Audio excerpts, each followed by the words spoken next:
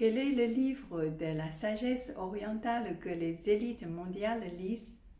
Un ancien livre chinois datant de plus de 2500 ans, plaçant tranquillement au chevet des PDG, des généraux et des dignitaires du monde entier. Bonjour à tous, je suis Hu Laoshi, bienvenue sur ma chaîne.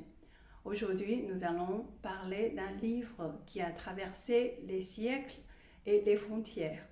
Ce n'est pas un grimoire, mais on l'appelle la Bible des domaines stratégiques. C'est Sun Tzu Bing Fa de Sun Tzu. Sun Tzu, dont le nom original est Sun Wu, est originaire de Le'an, Qi, est un stratège de la période des printemps et automnes en Chine. Sun Tzu est son titre honoré. L'ouvrage Sun Tzu Bing Fa est le plus ancien livre militaire encore existant en Chine. Avec un peu plus de 6000 mots, il résume la logique essentielle des conflits et rivalités humaines. Napoléon l'a étudié à plusieurs reprises pendant ses expéditions. L'école militaire américaine de West Point l'a rendu obligatoire. Sur le drapeau militaire du pays combattant japonais, Takeda Shingen est écrit son principe de base. Il est encore utilisé aujourd'hui pour prendre des décisions, des tables de négociation de la Silicon Valley au banc de football.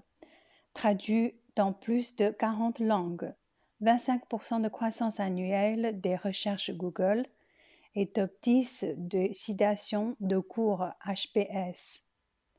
Ce n'est pas un livre sur la guerre, mais un livre sur la façon intelligente d'éviter et de gagner la compétition. L'ancien président français Charles de Gaulle disait un jour « L'intelligence de Sun Tzu dépasse la portée des armes ». Mais savez-vous exactement ce qu'il dit? Vaincre les ennemis sans combattre n'est que la pointe de l'iceberg.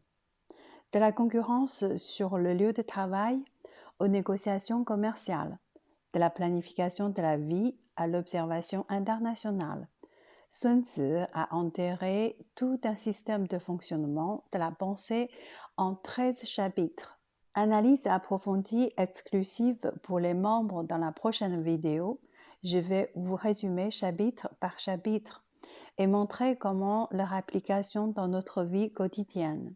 Si vous aimez ma vidéo, n'oubliez pas de vous abonner. À la prochaine. 再见。